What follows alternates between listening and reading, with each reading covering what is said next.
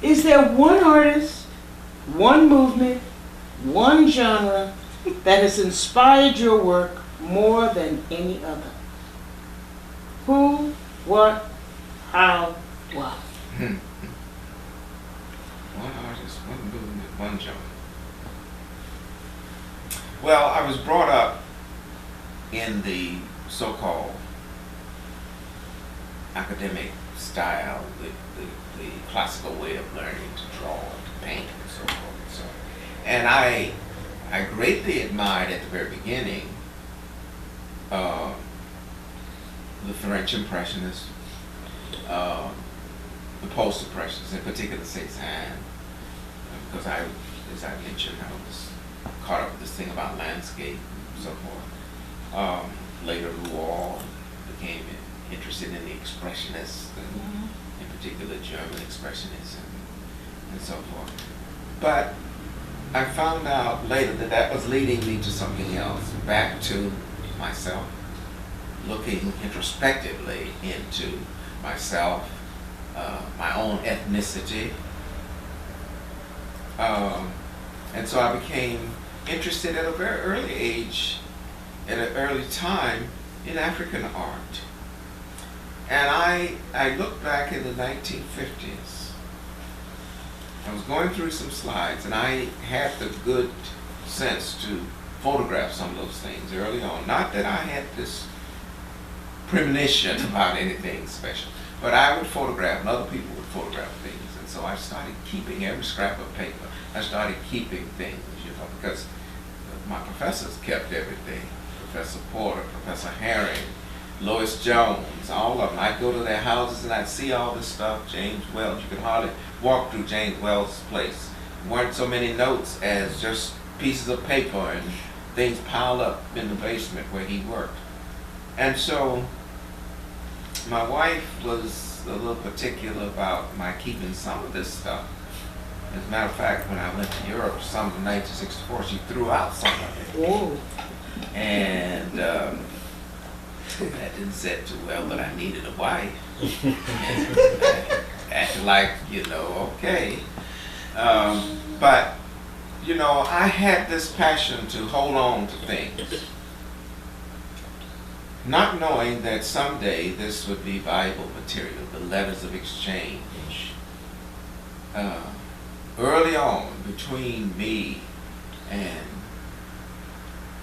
Romare Beard, Jacob Lawrence, Langston Hughes, people like that I had met as a student, Mary Beatty Brady of the Harmon Foundation. And so in that process, certain people became central to my life. And one of them was Romare Beard. And I guess if I had to point to one artist who has influenced me more, and I've tried to get from under his shadow, it's not easy. And when I had my first solo exhibition in New York in 1980, and regrettably, it wasn't the greatest of galleries. I won't name the gallery because I got ripped off. Oh, no. And, people came in. Oh, it was a joyous event. 1980, I think it was. And I was always cautious. I know New York, no. Because there was just something about that scene I wasn't ready for, and they weren't ready for me. And so I stayed away until I thought I was mature. But I failed to get a contract. And so there were 17 black artists at the opening in May of 1980. And one of my great regrets is we didn't get a group picture. Romy was there. What was the name of the show? Was that the name of the show, 17 Black Artists? No, that was show. the book that Fax wrote. Oh, okay. Yes. Yeah. And people just showed up with great love and dedication and what have you.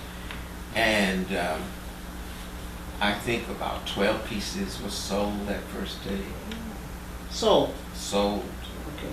And later on, I kept waiting for remuneration and what have you. And I'd get a call. And, oh yes, they're going to send the money soon. And the money never came.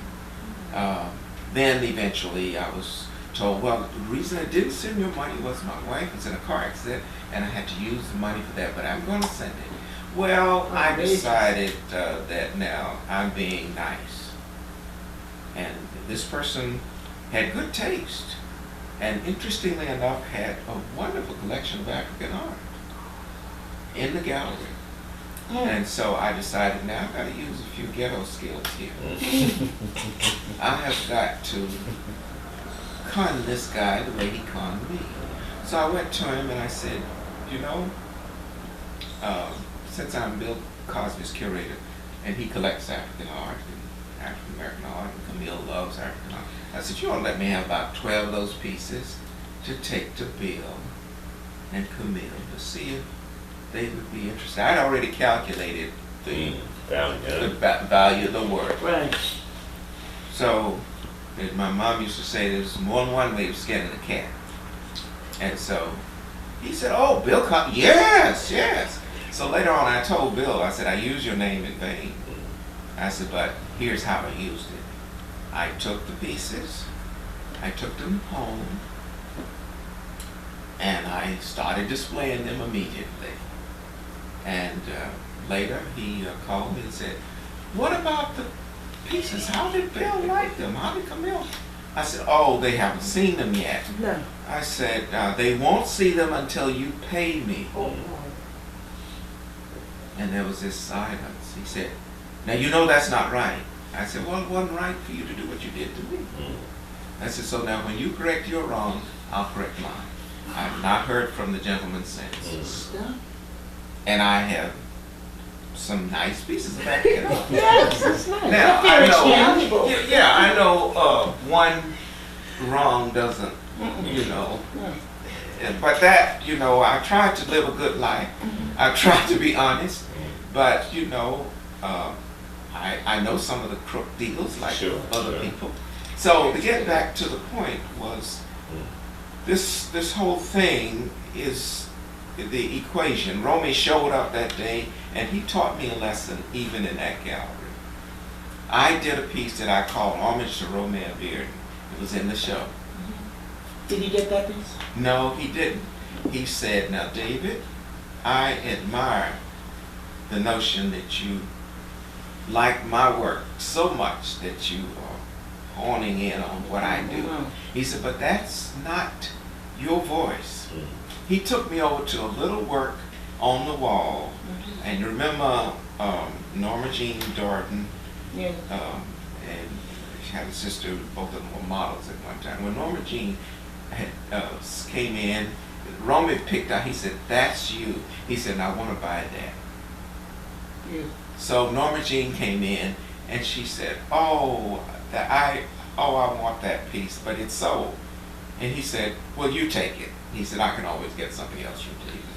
But he said, no, that's not your voice, David. He said, but that's your voice. And so I saw what he was talking about.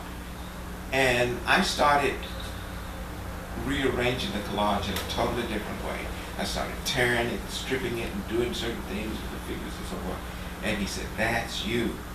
He said, you don't have to give up collage. He said, but you don't have to do it the way I do. And he wasn't jealous or anything like that. He just wanted me to have my own voice. And so not only was he teaching me, but he was being a friend. He was telling me something that was valuable. He was a great teacher. He was a great teacher. So I would say he was perhaps the person who has influenced me more.